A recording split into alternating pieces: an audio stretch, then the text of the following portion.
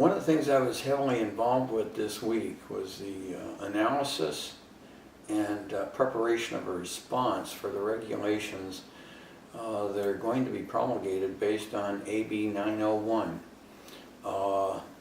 Those are reporting regulations, and it appears that the department wants the ability to regulate reporting by recyclers.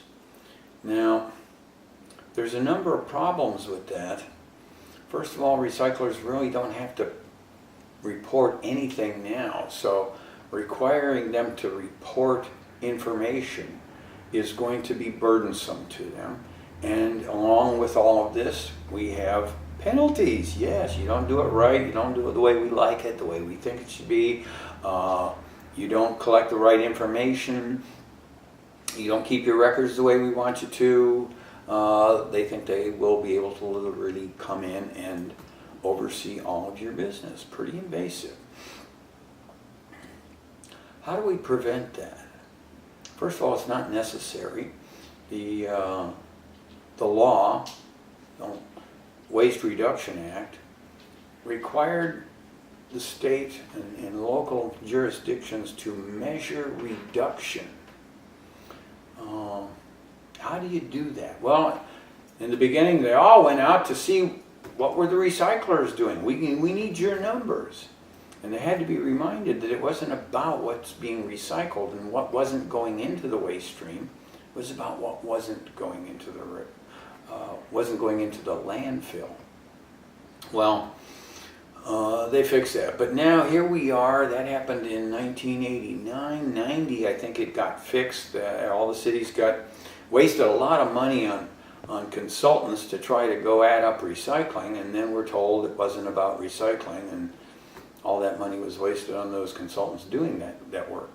Okay, so now here we are, what, 27 years later?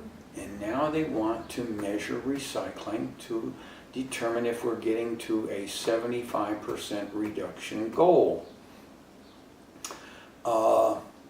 It's not about recycling, it's about reduction. So there's going to be that issue. The other problem I see is that what they're trying to adopt is a real power grab. And how that's prevented is going to be an issue of my response. One of the things that they speak of in the regulations that they're proposing is the ability to come in and audit and investigate.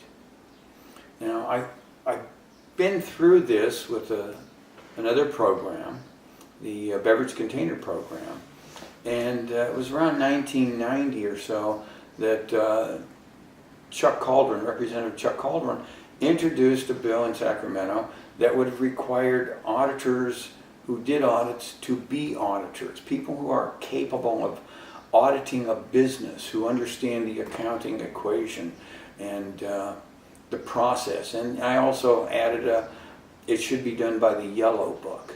This is the government accounting auditing standards. And then I said investigators should be done by people who are investigators, or the bill said investigators who are investigators, and that was subject to sending it over to DOJ. Had that been done, we probably wouldn't be in all the fiscal problems we are in this program and the mismanagement of the program at that time. It hasn't changed. Anyway, 901 is stepping over those same things, and I will tell you that probably the best answer to this is to force clarity, to force standards on those standards that they're trying to impose. Don't just accept them. There has to be a reason for them. There has to be a necessity. And if they're going to write something, it better be clear to not just you or your Philadelphia attorney, as they used to say, but to all your staff, to all of your employees. They understand that.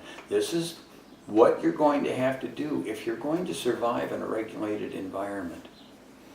And when you leave interpretations and determinations up to a state bureaucracy, it will get bad. If you haven't held them accountable, and these agencies have not been held accountable, There was no oversight hearings in the Assembly for decades, and one last year in the Senate, and it was a love fest. I testified.